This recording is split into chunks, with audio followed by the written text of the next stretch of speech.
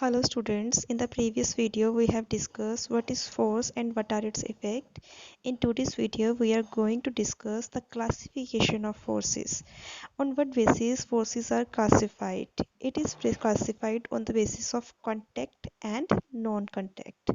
On the basis of contact, there are two types of forces, muscular and friction, and on the basis of non-contact, there are three types of forces, gravitational forces, electrostatic forces, and magnetic forces. Now, what is non-contact force? When two objects are at certain distance, that is, they are not in touch, the force acting between them is called non-contact force, right? So let me discuss first non-contact force. First is magnetic force. In picture you can see a magnet is attracting the iron nails which are not in touch with iron. So this is a magnetic force, a non-contact force. The next force is electrostatic force. Students, same charges, like charges repel each other and unlike charges attract each other.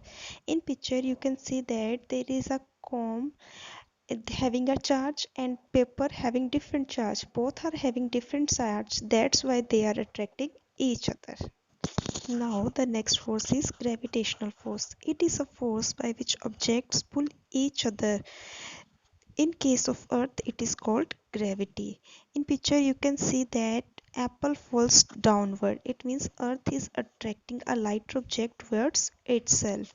Now let we discuss what are contact forces. Students, contact forces are the forces in which material or the objects are in touch with each other, that is they are in contact. So very first is muscular force. You can see, students, a man is uses their muscle to lift that weight. It means he is using the muscular force.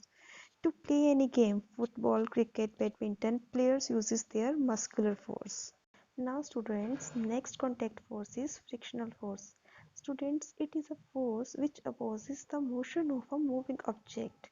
The direction of frictional force is always opposite to the applied force. Now students, in this video we have discussed classification of forces. In the next video we will discuss friction in detail. Thank you students.